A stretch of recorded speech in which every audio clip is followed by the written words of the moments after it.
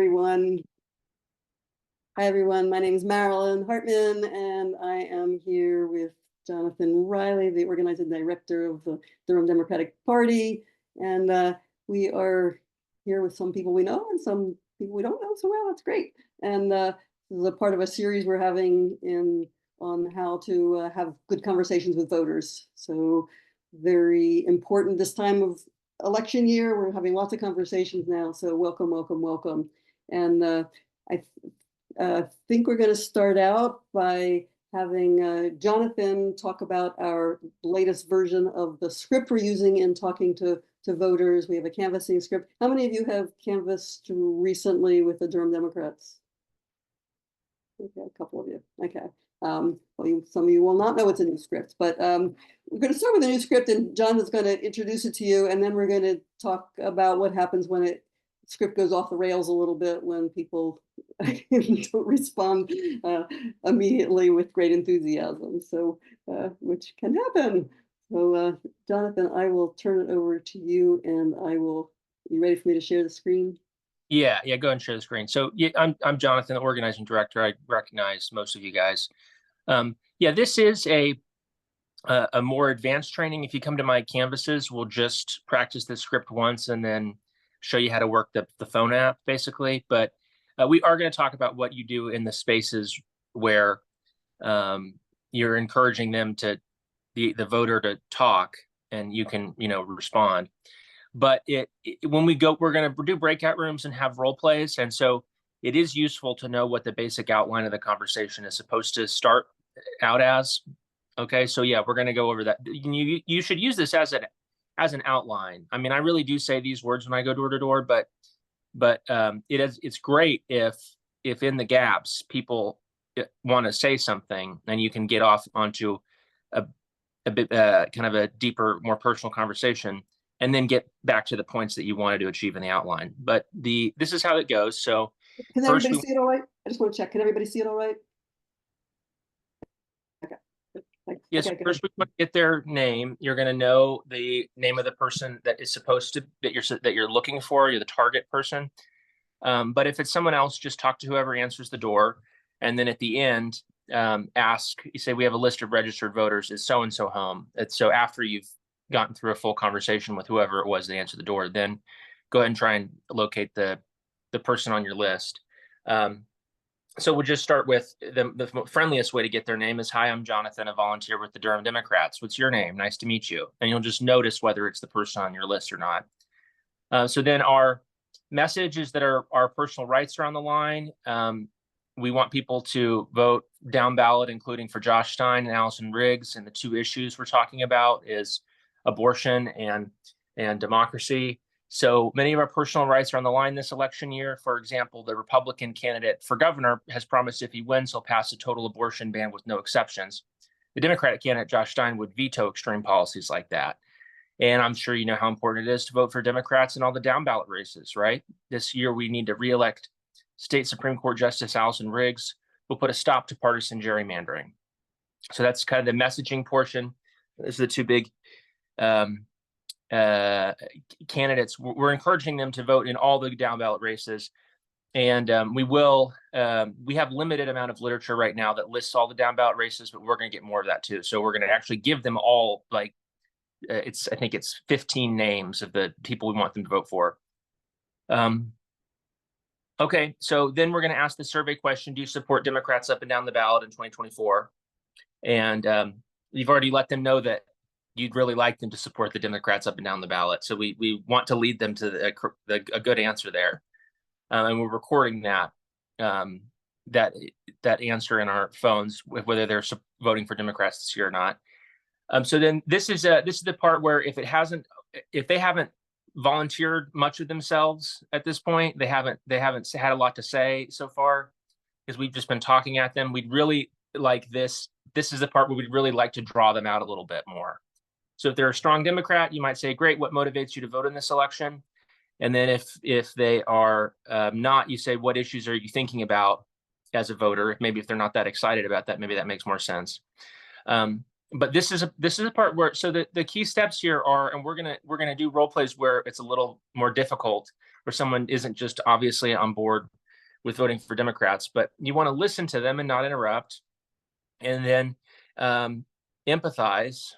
And by empathizing, you're trying to show that you share their same values, and that you, as someone who shares their same values and has some of the same concerns as them, is voting for Democrats this year. That's the kind of the basic structure of that improv part. But that's a part where we would like it to get off script, is when we ask them to talk for a second.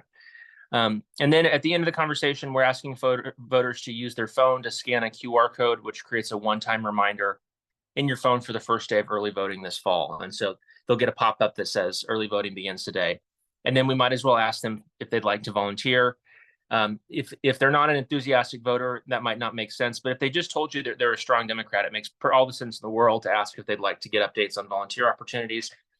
And then we would need their phone number or email for that. Okay, that's the basic outline of this script. And I'll put the link in the chat again in case new people have joined, so that you can use it in your own role play. So I'll pass it back over to Marilyn.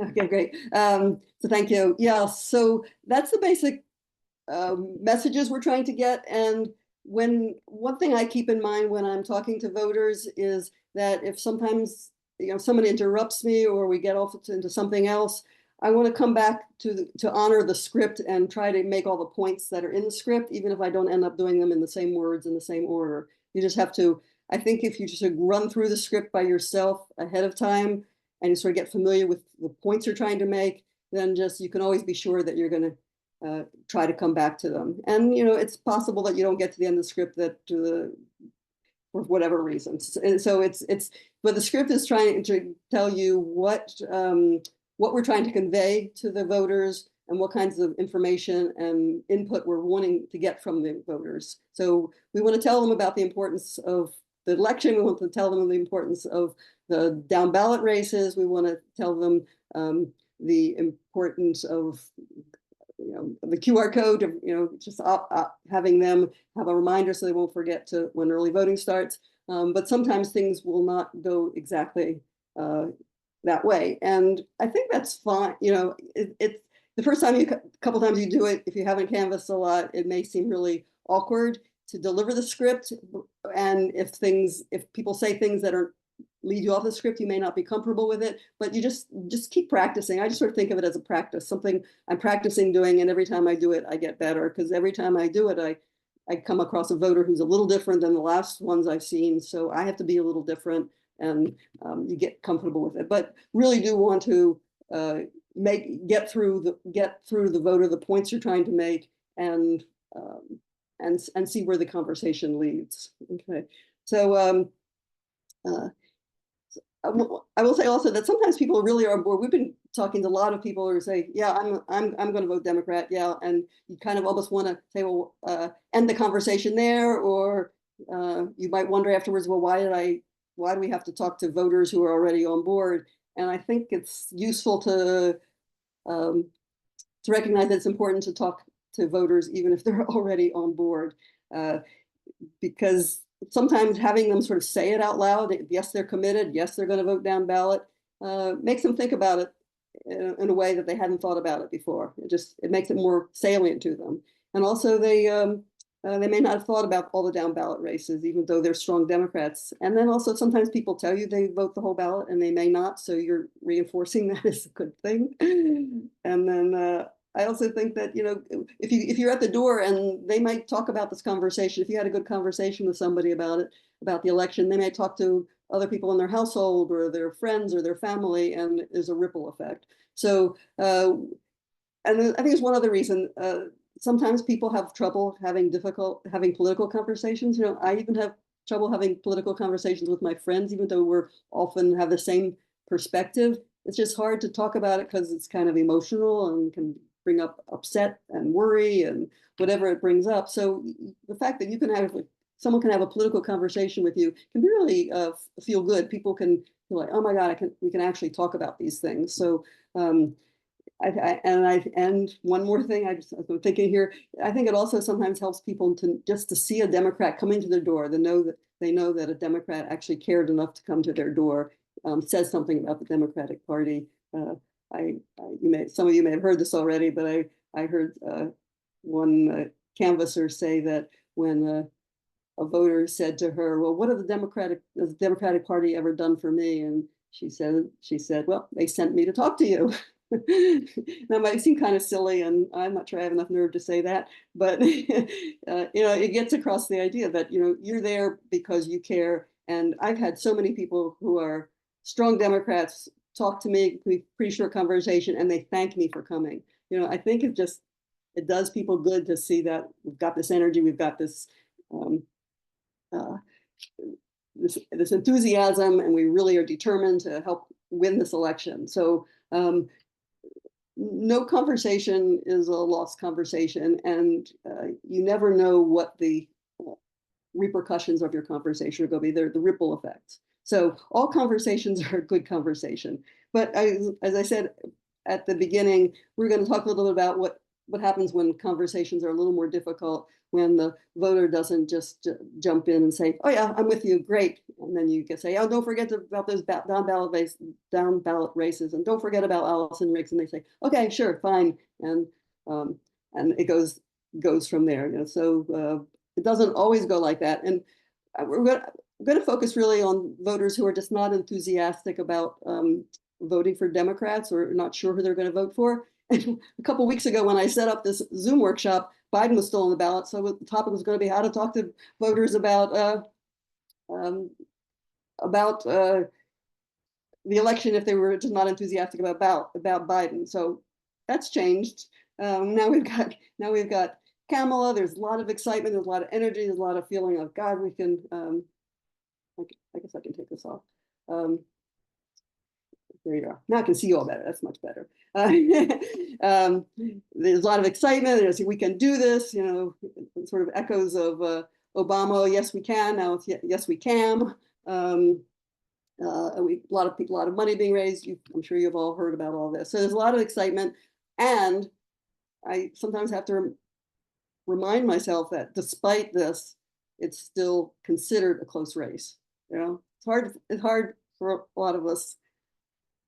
I don't know how to describe us. I'll describe us as thinking that it's a close race. Like, how could it be a close race? But right now they're saying it's a close race, which means it's going to depend on getting people to the polls.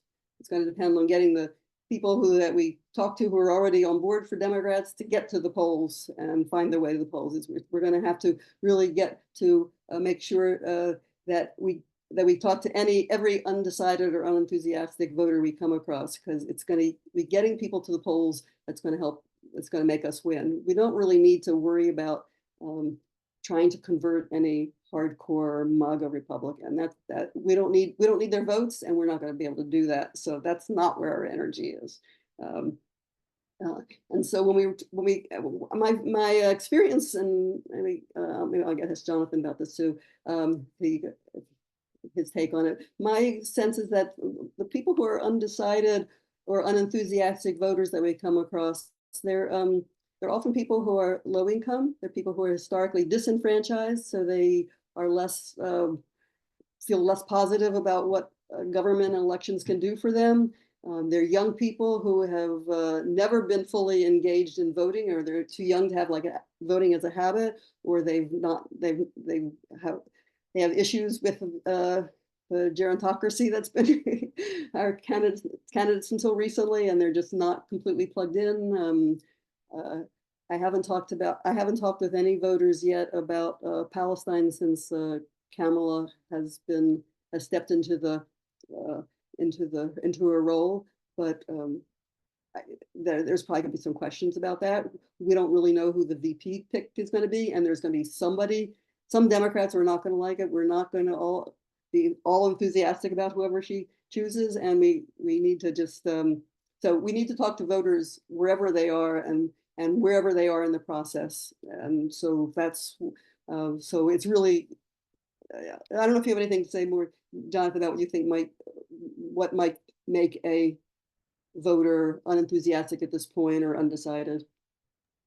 Yeah, there was specific problems people have with Joe Biden, but that's like the air has really been let out of that toxic balloon. So that's great. But yeah, no, there's just every year there are people that are don't see why voting is going to make a difference. That's every year. So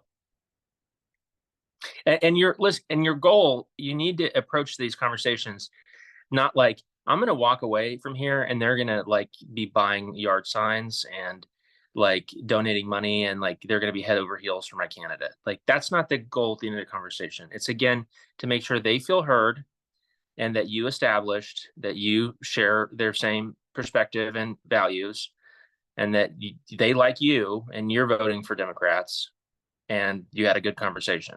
Like, and so that's okay. It doesn't have to be a 180-degree turn. It's that you built a relationship and they see that you care. Yeah. Yeah, and you're planting seeds. Sometimes you do not know what the outcome is, but sometimes you have a good conversation, you're planting seeds.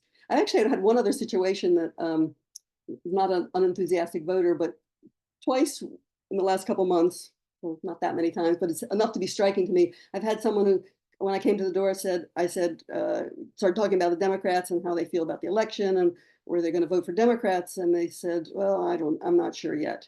And then I start asking them, follow up questions with, well, what are you thinking? Are there, what issues do you care about? And trying to see, just get a feel for where they are. And they kind of warmed up. And after a minute or so, they looked at me and say, "I'm a Democrat. I'm voting for Democrats." And it was really as if they just were not ready to talk to a stranger about what their personal political views are. It can be really not feel safe, I guess, for people to just share their political views uh, with anybody. And this happened on Saturdays. This guy, after about three or four exchanges back and forth, he said, "Oh yeah, I'm a Democrat and I'm voting for Democrats." And then I talked about up and down the valley. He said, "Yeah, yeah, yeah, yeah." So you might come across somebody who just say they're undecided, and when you talk a little bit, you find out they're not undecided. They just had to decide that they liked you enough or trusted you enough to say it. So a good reminder to just keep smiling and keep going and show curiosity about what they're thinking about. So I'm going to try to model a conversation do a role play with Jonathan, with someone who's unenthusiastic about voting. And get somebody here. And and then afterwards, I want to actually ask you what you thought I was trying to do. And I'll comment at whether I felt like I did what I intended to do as well. What do you think I'm trying to do? And what do you think worked? And what do you think might not have worked actually in this conversation? And just have a little discussion about that before we go into some breakout rooms where you all get to try out this kind of role play. So are there any questions right now or comments? I'm happy to take a few before we jump in here. Okay, you're going to let us just go for this. Okay, so Jonathan is going to play the role of a voter who's just not sure whether he's going to vote. So I'm going to start with a script. I'm going to put in a couple sentences just of introducing myself more than in the script way you saw it, but I'm going to try to keep coming back to the script. If I get derailed by something Jonathan says, I'm going to try to come back and get to all the points I make unless it goes south. So, okay. Yeah, so here we go. Knock, knock. Hey, what do you need? Hi What's there. going on? Hi there. My name's Marilyn. I'm with the Durham Democratic Party, and I'm I'm volunteering with the Democratic Party today, out talking to voters. What is your name? I'm Jonathan. Oh, Jonathan, great to meet you. Thank you so much. Yeah, thanks. Great, lovely to meet you. I live nearby. I live in Durham too, and I'm out with the Durham Democrats today because we want to talk to voters about the election that's coming up this fall. Yeah. It's a big election. There seems like there's a lot at stake. The stakes seem really high to me, and both the Democrat and Republican candidates all seem like they have really different views, and many of our personal rights are on the line this election year. How are you feeling about that? Oh yeah, they're always apparently big elections. They tell me that every year. Yeah, yeah. What do you think about this year? Oh, they're all a bunch of crooks, be honest. Hmm. Okay, yeah. Hey, tell me more about that. What's been your impression of elections? Oh, we always voted for Democrats every year, but it doesn't seem like my life is that different, depending on who wins. It's still hard to get ahead. We're Uh, still living in this crappy house, and you can't always pay for medical bills. It's like we vote for Democrats, and it's nothing seems to change. What they're gonna do. They just do what they're gonna do as politicians. oh, okay. So it sounds like you really would like things to be different, but just haven't seen things change. Yeah, I mean, if sure, we want things to be different. Yeah, I'd like a pony. I'd like a, unlimited ice cream too. But I don't vote my. Thanks for making me laugh. But yeah, I mean, I get it. There are a lot of folks out here are struggling to get by, much less get ahead. Yeah, I mean, I thought I was going to get my student loans canceled. I mean, I'll be honest. I thought we were going to get student loans canceled, but that hadn't happened for me yet. So I had a lot of, honestly, I didn't have a lot of hope, but I was told that's what was going to Mhm. happen. It hadn't Yeah, happened for me. yeah, yeah, yeah. So you kind of feel like you're stuck right now, and nothing. You don't see a way forward. Yeah, I mean, I don't follow the news that closely, but Hmm, hmm. I don't see a difference depending on who's in office. It doesn't seem like a big difference in my life. Yeah, yeah. And one thing it sounded like you would like is some student debt relief. Like, you know, President Biden tried to do it. I don't know if you were how close you followed it, and then the courts wouldn't let him do it, or they let him do some, but they haven't let him do very much. That's Yeah, humiliating. Yeah. So yeah. I somehow it didn't reach me, but right, right. Yeah, I hear that. I hear that. Yeah. Are there other things you'd like the government to do? oh yeah. I mean, all these other countries, I have a friend. He says his family's from Canada, and they don't have these, medical bills. They go in and they paid for parking, and that's all. They had a heart surgery, but they had to pay for the parking, and that's it. But I don't know. Right. Here we wait forever to see a specialist, and then I just got a bill. I have health insurance. I just got a bill for $300 from my primary care physician because turns out they're out of network. Surprise, even though they weren't before. Now all of a sudden I have these bills. So anyway, Yeah. yeah. I mean, Yeah. I'd like to see something really delivered there. The Yeah. last time I was really excited to vote was for Obama. Oh, yeah. Uh-huh. We really thought, hope and change was Uh-huh. around the corner, but now here it is, 20 years, whatever, 15 years later, whatever it is, and the country's still a mess. So it Yeah. wasn't a huge turning point in my life, apparently. But you were motivated back then to vote. Yeah, Sound like yeah. it sounds like Hope change. First black president. yeah, yeah. Well, how do you feel about having a second black president? Well, yeah, I mean that would be great. That would be great. I really thought, oh no, Obama, the last black president. That's where I thought we were headed Yeah, after yeah, Trump guy, came out with, apparently it was possible for the country to accept him. I thought we'll never have another black president again. The politicians they're going to decide that didn't work out for them. So, but yeah, I mean, maybe by the grace of God, we we'll at least achieve that. yeah, That's right. At least we'll yeah, achieve that. I yeah. thought after Hillary too, we'll Right. never try a woman again. We'll never try again. I But was that just would be cool. I'll have to say that'd be cool.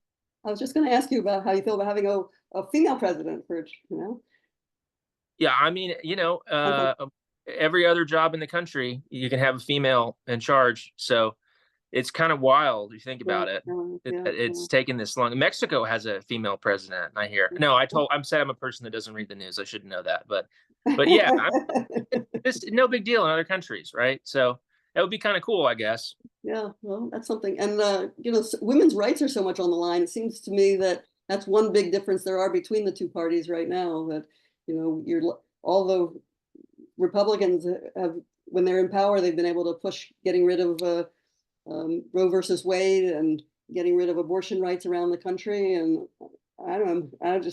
I think if you care about women's rights, the Kamala Harris might be the right person for you, the right candidate for you. No, I wasn't on the top of my mind, but now you bring it up, that makes me so mad. And yeah, you're saying women's rights. I mean, it's our family. It's whether our family decides whether we're going to have a kid or not.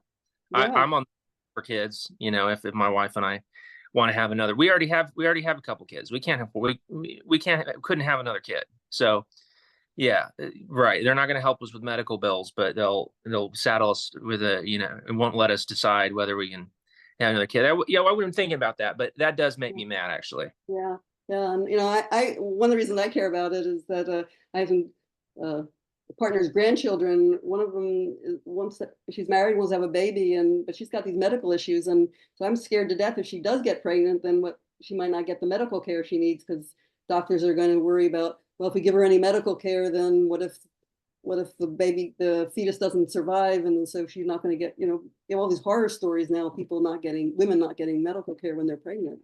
That really No, scares me. these politicians, like I say, they're liars. They don't care about anything. They don't care about anything like that. Yeah. Absolutely. Well, I kind of trust that the Democrats do care about abortion. Well, maybe they stop things from getting worse. Yeah. On and in our state, I also wanted to mention just our governor's race. We have Josh Stein, who's pretty clearly in favor of women's rights and abortion rights, and his opponent Mark Robinson is he's trying to pretend he didn't say that, but he does continue to say that he doesn't want any abortions. Abortion bans, no exceptions. Women should just keep their skirts down. Oh my God. Well, I hadn't heard about that, but I mean, you'll never, if you're trying to convince me that one of these politicians said something terrible and is trying to take away my rights, I believe you. I believe you. Well, it's unfortunately, I feel like I'm scared it could happen. Right now, and the courts in our state too. We have the North Carolina Supreme Court that's been taken over by the Republicans, and they have let the legislature get away without funding public education. I don't know. You talked about having kids. Do your kids? Yeah. Our kids are in public schools, and honestly, they're worse than when I was a kid. Yeah. And go through these metal detectors to get into school. The whole thing, it's creepy. It's creepy to be in the school. The whole thing feels like a prison, nowadays. Well, that seems like another, I don't mean to sound like a broken record, but it seems like another reason to vote for vote for Democrats, because they will be different than the Republicans. They might be corrupt in some ways, but they've been trying to get gun safety laws passed, and Republicans keep blocking them. I know. I mean, that was one thing too, where it was like, oh, I forget whatever that school, the elementary school got shut up, Sandy something, but they it was like 90% of the country wanted background checks or some just do anything, and they couldn't get that through. So that made me just feel like, they can't. 90% of people want something, and we can't. It doesn't happen still. But hey, listen, we're not. I'm not voting for Trump. We're not, I don't know that much about these down ballot candidates, so we're not. That's just not our people. You know what I mean? So my mom is just so big on voting. I bet she'll get me out to the polls. I bet she'll. Mothers do that. I've heard that story before. Right. And yeah, we're not voting for Republicans. So what am I going to do? Right, and I think there are a lot of people who feel the same way about the issues that you do. They're disgusted with the government's lack of action on things that are really important, and what do? You vote for the people that you feel like at least they're saying the right things. They have the values closest to you. And well, you're really nice. I appreciate you. I appreciate you. Yeah, can I get you a bottle of water or something? Oh, thanks. I know it's a hot day, but I've got some in my car here. But Okay. so we were asking people to scan this QR code that puts a one-time reminder on your phone so you can, on the first day of early voting, so you get the reminder. Okay. Yeah, no, we do QR codes. We know about the QR codes. We'll try that. Okay. Okay, great. Thank you. Thank you. And I don't know if this is pushing a little bit too much, but it sounds like you're kind of in favor of Dems. Would you be interested in helping get out the vote and talk to people, or helping do We'll something? vote. That's what I'll do. We'll vote. Okay. I don't know if we're gonna do more than that, but we will vote. Will you bring other people with you to the polls? Tell other people? I think I'm gonna get brought along, to be honest. But sure, why Okay, not? okay, yeah. And don't forget about the whole ballot. It's a long ballot and a lot of Democrats to vote for. Okay, well, Yeah, sure, sure. yeah, I'll take your flyer. I'll take your flyer about that. that's right. I have literature to give you. Yeah, Yeah. okay. Well, thanks so much for talking with me. I really enjoy talking with you, and it's just good to know what people in my community are thinking about and just have these conversations. It's not easy to have political conversations, you know? Well, I bet it's not easy going door to door. And so anyway, good luck to you. Good luck to Yeah, you. Hope that they're treating you right out here. so far so good. Thanks so much. Bye-bye. Okay. See ya. Yeah. Okay, he took me on a long ride. So, yeah, anybody want to just comment on what they thought happened, and it just what comments on what I was trying to do and whether it worked or what didn't work? Just love to hear your, sometimes just sort of taking an example that you see and making it into comments like she did such and stuff, or she did such and such, or whatever. You can just unmute. You can unmute yourself. I And did. oh. Sorry, I didn't know if you could see me or not. Yeah. Yeah, I like the tie that you made between a woman president and rights, women's rights. I thought that was a good connection that you made. I also thought it was good to show the opposition to abortion, to specify Robinson, because that ties us right into the state elections, you know. I'm curious though, as to do conversations normally last this long, where people chatter on and on? It's good if they do. They don't normally. They are usually quicker, but we're practicing a harder situation. Sure. Really, so much of the time they just say, "Yeah, we're strong Dems," and you know why when we ask why are you motivated to vote this year, and they give some reasons, but it doesn't have to. But if it's an undecided or a voter that's may or may not vote and they're willing to talk to you, that's good. So we're practicing for that situation. They don't normally, no, really. Yeah, Right. I agree with that. The only other thing I would say is that since I would have stopped earlier, but he kept bringing up new issues. So I just wanted to nail each issue. He brought up the going to school and the creepiness. So, okay, I'll get him on gun rights. And if he hadn't kept bringing up all those issues, I would have stopped sooner, because I think he was giving me pretty good clues that he was going to vote. I appreciated the gun rights being brought up. I asked in the chat, do you get into other serious conversations like the economy or immigration? Does that ever happen? I mean, if they're a strong Democrat, then we have excited conversations where we agree with each other back and forth. That's very easy.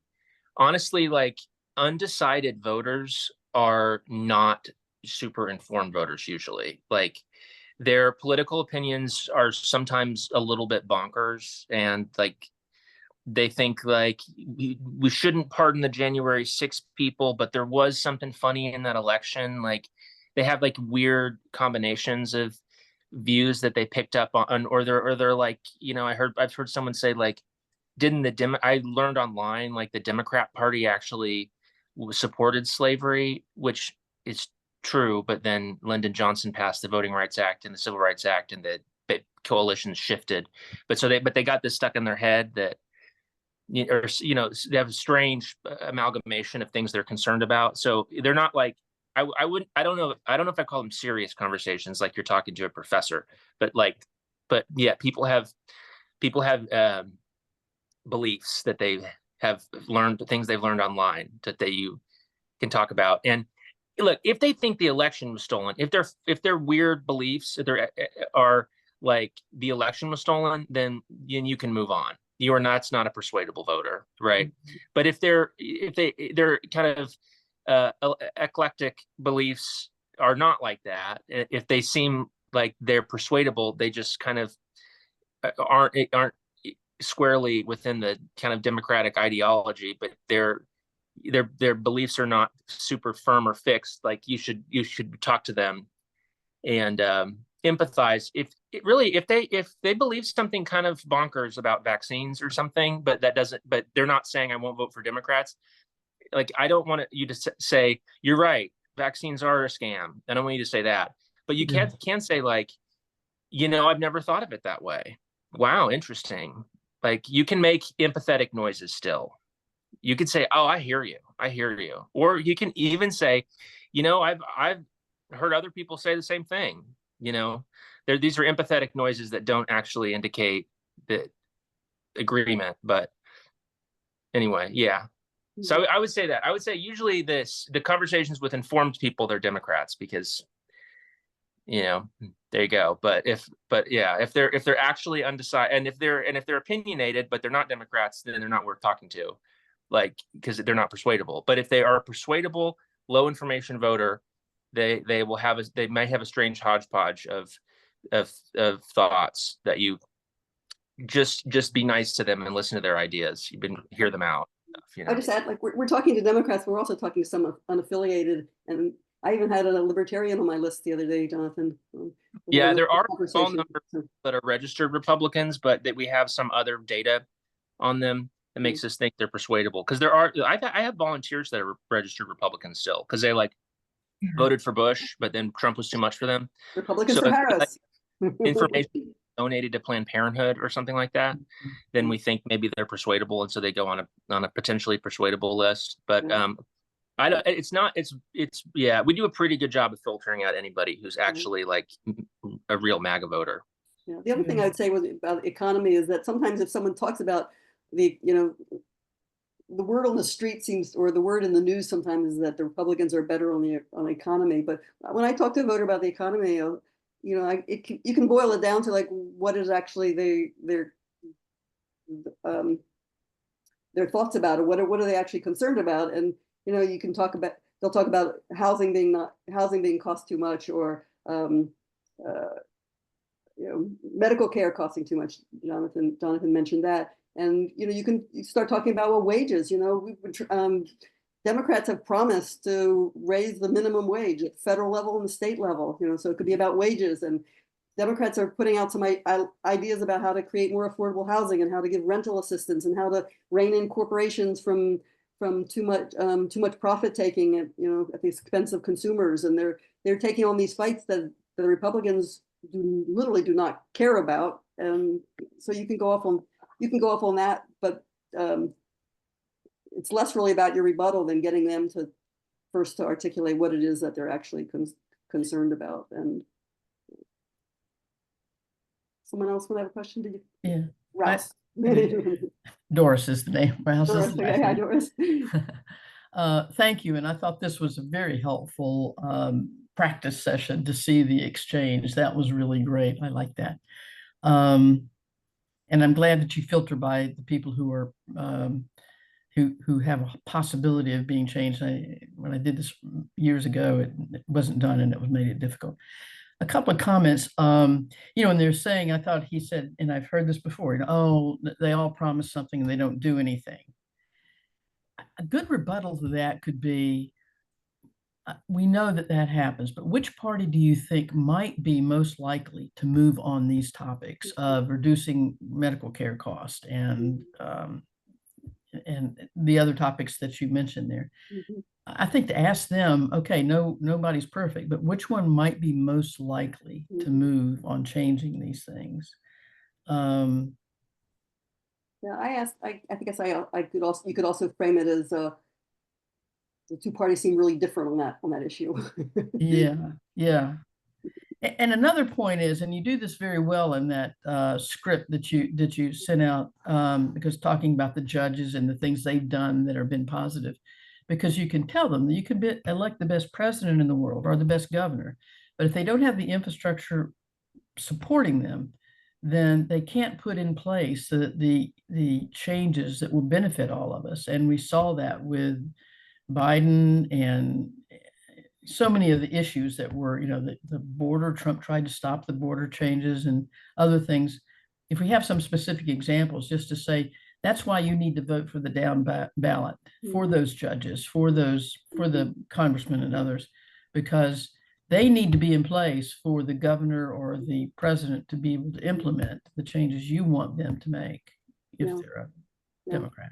Yeah, I think that's great content. I always struggle with trying to find ways to say things which without making the person feel like I'm like lecturing them or preaching to them or lecturing them. No, yeah, that's a very good point. So yeah. And the line I picked up from somebody was, and I used it a little bit with Jonathan, is like, I think the Dems I think Kamala Harris is the candidate for you because of such and such. I think I've got the candidate for you, or I think Josh Stein is the candidate for you if you care about abortion rights. This is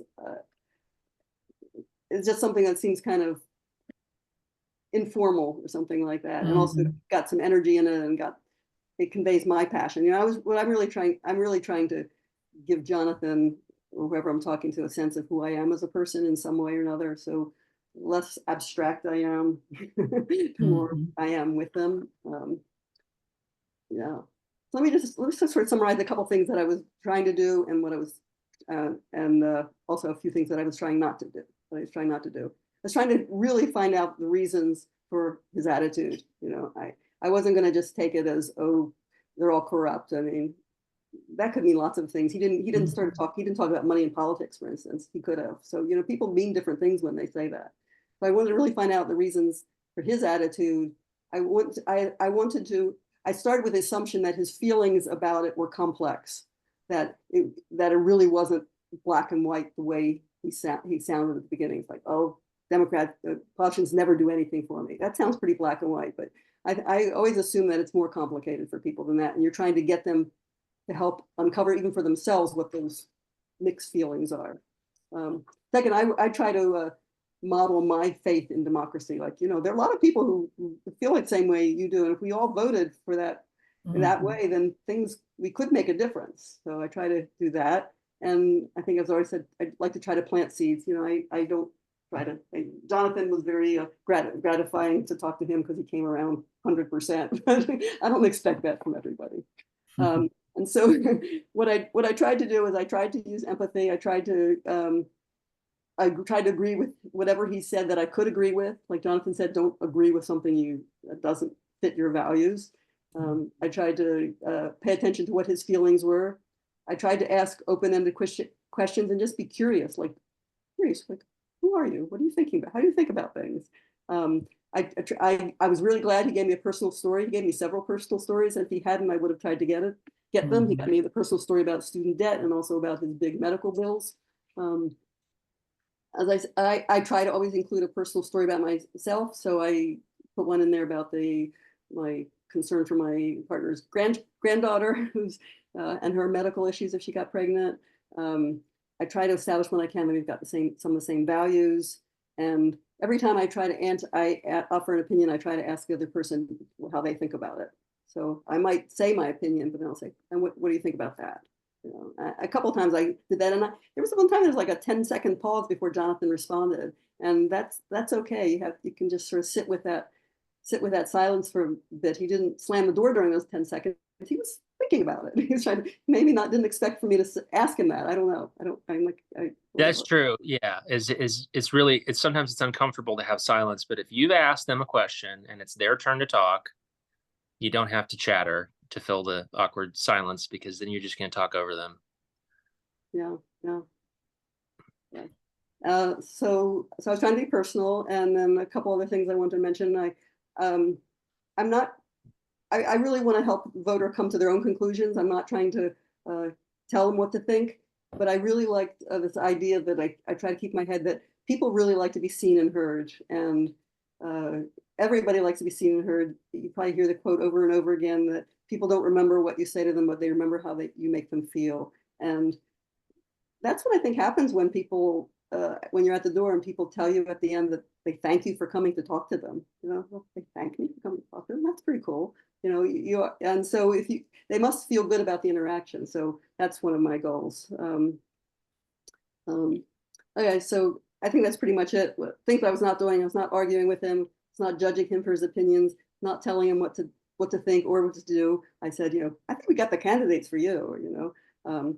I was trying to talk to him in a way that did not feel like I was manipulating him. You know, certainly had and I think I was pretty transparent. I was there in support of Democrats, so he knew why I was there, but I also tried to do it in a way that he knew I was pretty early on, that I was willing to listen to whatever he was thinking about.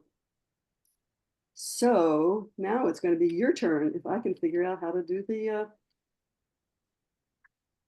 breakout room. Yeah.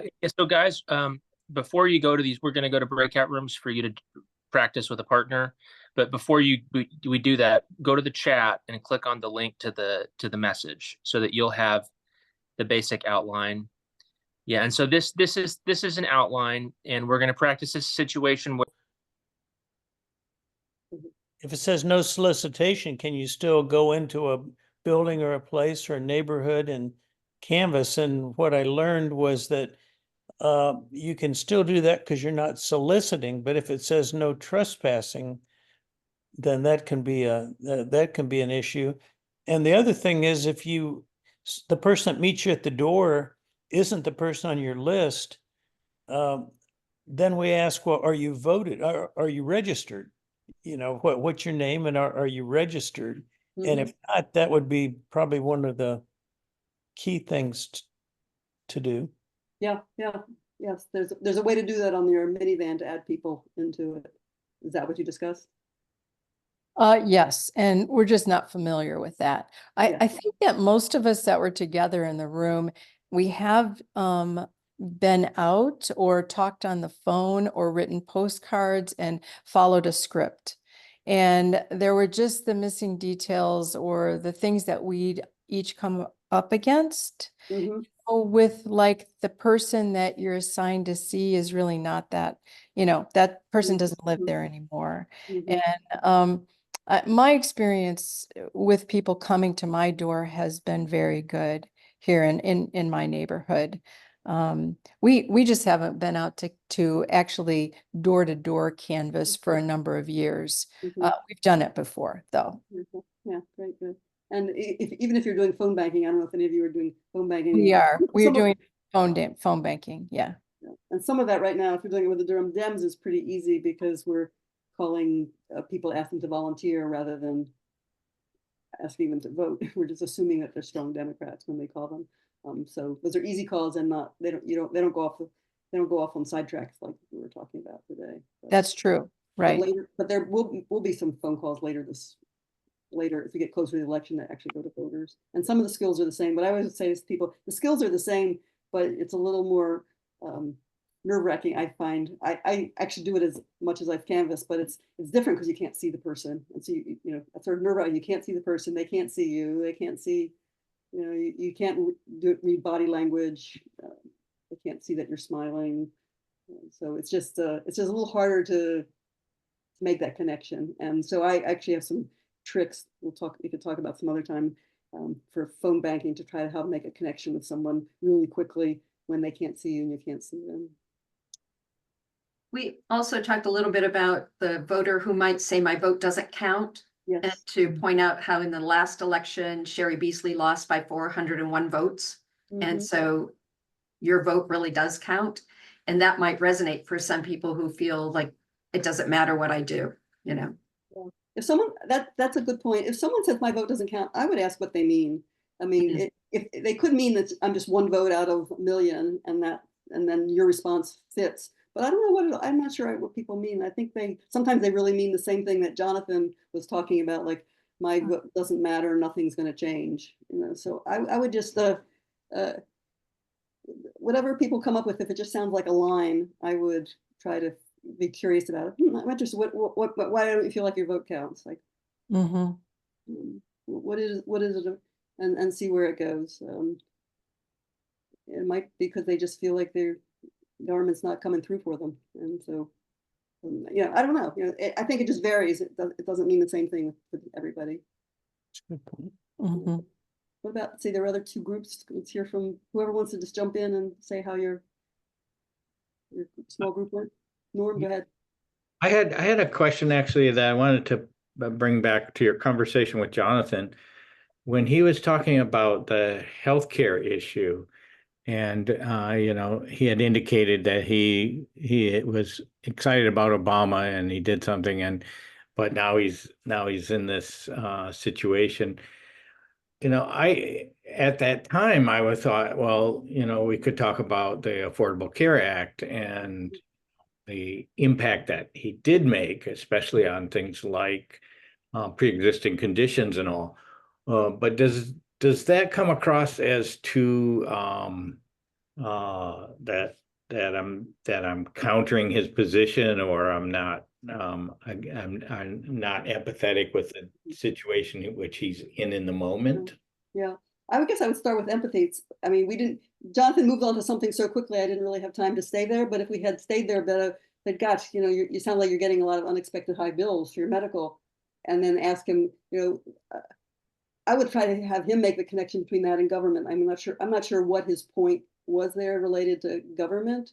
Is it that healthcare costs are too high? And we've talked a lot about, you know, a lot been, prescription drug costs have been the topic of conversation. I haven't seen any, there's nothing directly that I can think of that would connect to his getting a big bill from an out of network. So I would have tried to just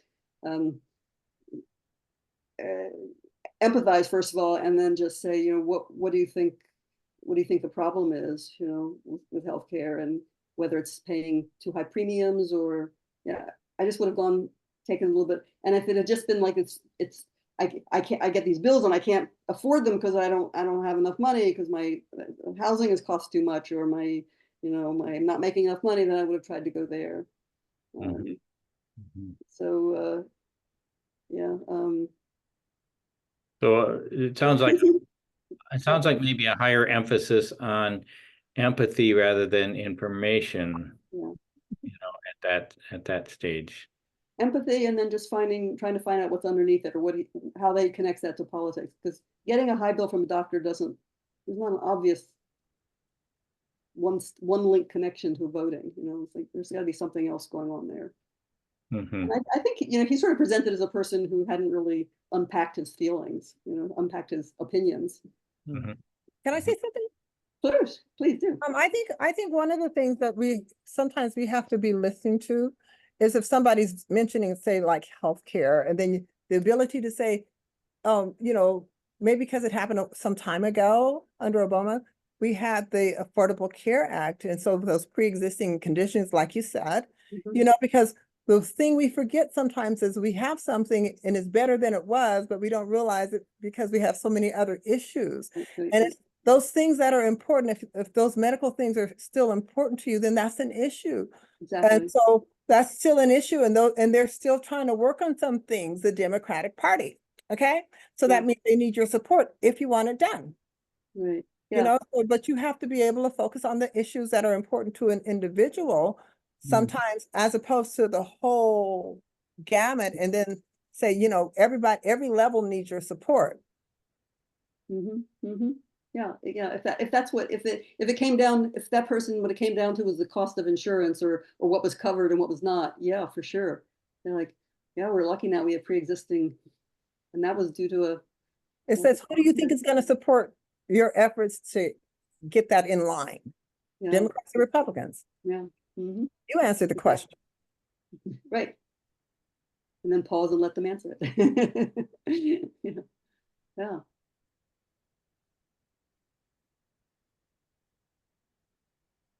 Other comments about what you talked about in your groups, or other things that came up, or things on your mind still?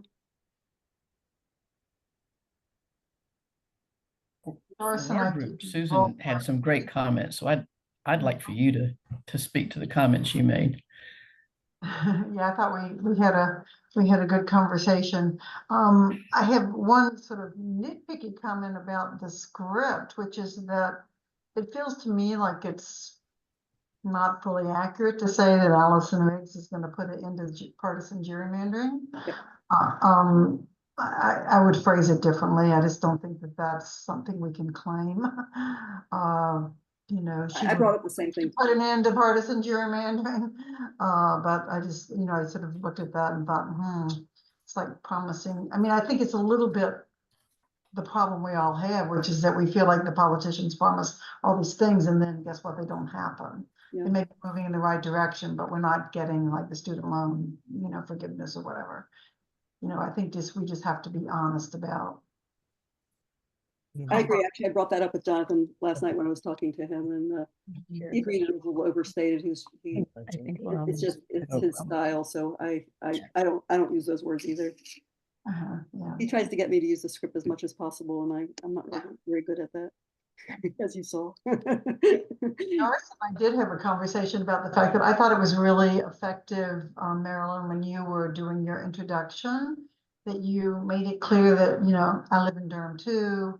I'm here, you know, talking to my people in the community, because I think there is this sense that, you know, there's a bunch of people coming in from the north being hired by these campaigns and they're out to tell us what to do. I mean, I think it's important to ground ourselves, and we live here too. Yeah. You know, I'm one of your community members, and I really like that you started with that. Well, thanks. Yeah, I always do that. Thinking about phone banking, I always try to make some kind of give some personal reason. Actually, when I phone bank, I try to give them a picture of me, like, okay, yeah, I ask them how they're doing, and they don't usually ask back how you are, but sometimes they do, and I say, well, I'm whatever, whether they do or not, I say, well, I'm doing fine, and I'm sitting here, you know, the end of the day, I had an early dinner so I can make some phone calls. I just try to give them a little bit of a picture of who I might be, even though they can't see me, you know. Right. And so when I'm talking to people at the door, I try to do something that, you know, it's not that personal to say I live in your neighborhood, but, you know, I try to put some I statements in there instead of saying we Durham Democrats are doing this. It's like, I care about this election, so I'm out here talking. I want to talk to voters. Yeah. Susan, I thought the comment you made about, well, like Robinson said he was going to do this, when in fact a lot of his prior discussions had been, and I thought that was a very insightful comment. So if you could tell people about that. Yeah, Robinson's new ad is really backing off his original abortion position, you know, saying I totally support what the General Assembly's done. You know, I'm happy with the North Carolina law, et cetera. I don't know if y'all seen those in the process of watching the Olympics, but I heard someone respond to that. I can't remember. Maybe it was something Josh had in the paper. I can't remember exactly, but you know, somebody basically said, I mean, he sounds really moderate. You know, have other people seen that ad? It's him and his wife saying we had a decision to have an abortion 30 years ago, and it's the worst decision we ever made. We're really sorry we did it, but you know, I support reasonable restrictions, and I'm totally on board with what the General Assembly has done and protecting people, you know, after rape and incest and blah, blah, blah. Looking really, really, really reasonable. But somebody said that, you know, when all the people running for, you know, getting their Supreme Court interviews said they supported, you know, Roe v. Wade too, but once they had the opportunity to undo it, they did. So do you really support what they're saying, or do you support, you know, what you believe is real? Yeah. You have to trust the person saying it. Yeah. Yeah, exactly. Yes, no, he has no integrity. I think we should know that his Right. way Good. of seeing some ads. That's I'm good. sorry, what's Yeah. that, RD? Yeah. Did you want to say something, RD? Oh, no, I just said he doesn't have any integrity. He changed his mind because people found out that he had an abortion, you know, he had an abortion. So why is one thing good for you and not good for anybody else? Right. So you know, so we really have to be critical about the people that we're supposed to be voting for. Are they living the life that they're telling us to live? Right. And if the answer is no, then hell no. Right on. And I like your style, RD. It's clear that you're able to be just really direct with people, and that's good. Yeah. Sometimes. You are with us. Yeah. No, I think you can be bolder than you think sometimes with calling out bullshit. And Good. Yeah, yeah. That's yeah. Well, anything else? We have a few more minutes, but we don't have to sit around and waste our time. So I wanted to ask Anne, how many votes did Sherry Beasley win by? lose by. What I've heard was 401. 401. That's a good data point to have in my back pocket to repeat. Yeah. It's a shocking number, really. Yeah. Millions of votes, millions of votes. Yeah. And if 401 more Democrats in Durham had voted, and there were more than those who didn't vote. Some of those who voted for the top of the ballot and didn't vote down ballot. Incredible. Mm-hmm. This down ballot issue is really a big deal to really, and you know, in the script we just talk about Allison Riggs and Josh Stein, but boy, there's the I'm sure you're all aware of but Mo Green running for superintendent of instruction and the attorney general race. We've got a lot of important races. Yeah. Where Durham can make a difference. Do we leave materials if we canvass and no one's at home? Yes. Okay. Yeah. Yeah, and they've Jonathan said they're going to get some new ones, but right now they've got some that about some of the races, but not all. And then there was these little quarter sheets or something that about what the Democrats stand for that we were using too.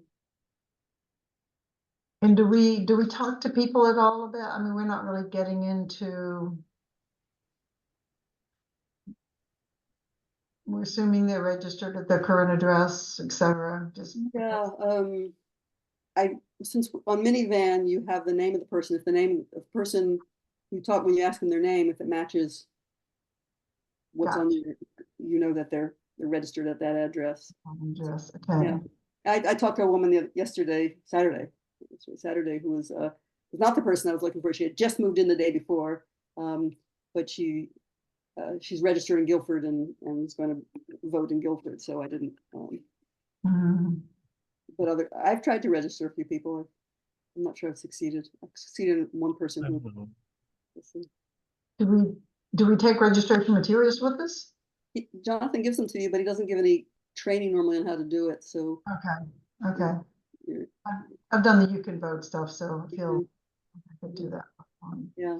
But with the You Can Vote, you're leaving behind the fridge cards, which have all the good information, and I don't think we can use those in this part. Right. Yeah. Hopefully we'll get some of our own. Okay, well, I think I'm about to wrap it up for tonight. Thanks for coming, and hope you got something out of it. And I'll actually send you my notes, and we'll get a report. It might take a few days to get a recording, but we'll have a recording of it too that you can. You're not going to want to review again, but you can share it with other people. Yeah. So thanks, everybody. Thanks so much. Thank you. Thanks, everyone. Thank you, Feel free to get everyone. in touch with me if you have any questions. Okay.